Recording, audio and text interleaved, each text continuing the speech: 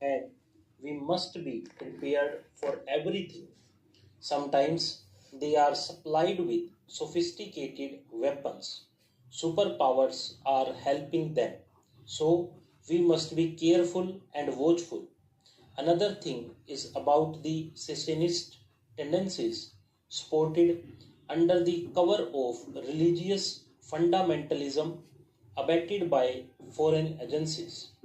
This must be curbed. That is the greatest danger in our country today. Sometimes chauvinism, regional and linguistic fervors create very dangerous tendencies, and if we do not think of all these things, these may come out as hydra-headed creatures in future and create many a splitting situation in the national picture for which we will be blamed in future whoever is in power. It is the responsibility of all citizens, all political parties to look into these factors which have been rightly pointed out in the President's address. This year, we have passed through the greatest drought of the century because India had achieved something in the Green Revolution. We could come out of it. Out of 35 climatic zones, 33 zones suffered from scanty rainfall and drought, and some parts of the country faced floods also.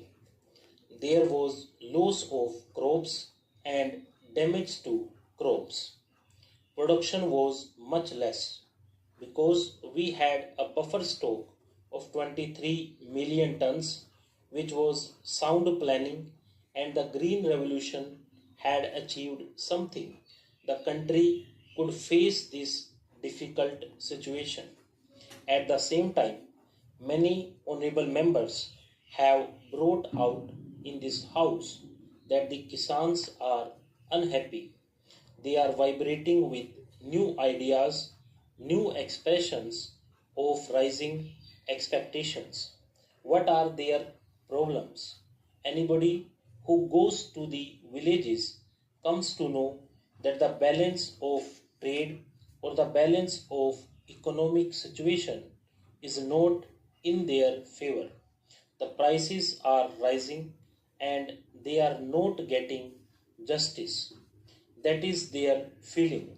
Still worse is the plight of small and marginal farmers.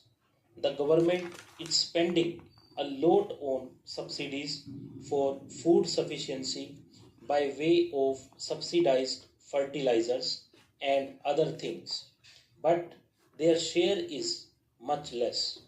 The dry land farmer and the small and marginal farmer have to do distress sales because in our country there is no proper marketing organization to help them.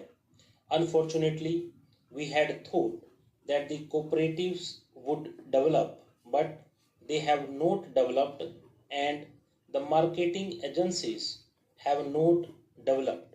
So, they are the worst sufferers in the situation of rising prices. The other sectors enjoy a favorable position, they can command the economy. The farmers are very much discontented, for which we have to take proper precautions. That is what I want to submit through this honorable house to the government. Stop.